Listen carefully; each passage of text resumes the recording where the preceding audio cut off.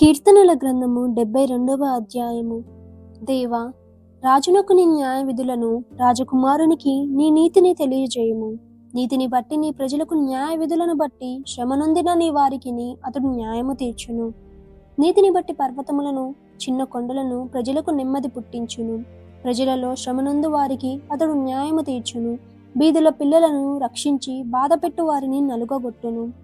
సూర్యుడు నిలిచినంత కాలము, చంద్రుడు నిలిచినంత కాలము తరములన్నిటను జనులు నీ యందు భయభక్తులు కలిగి ఉందురు.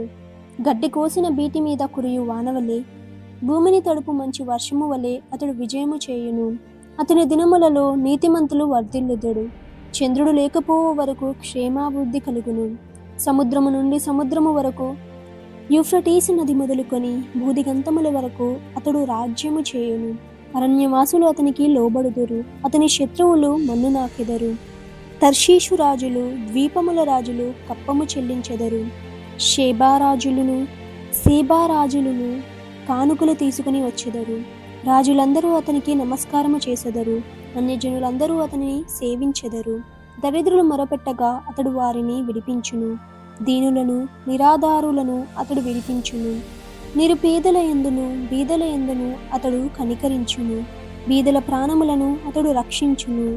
కపట బలాత్కారముల నుండి అతడు వారి ప్రాణమును విమోచించును. వారి ప్రాణము అతని దృష్టికి ప్రియముగా ఉండును. అతడు చిరంజీవి యగును. షేబా బంగారము అతనికి ఇయ్యబడును. అతని క్షేమమునకే జనులు నిత్యము ప్రార్థన చేయుదురు. దినమంతయు అతని పొగుడుదురు.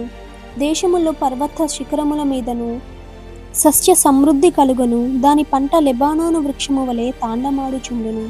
నేల మీద పచ్చిక వలె పట్టణస్థులు తేజరిల్లుదురు.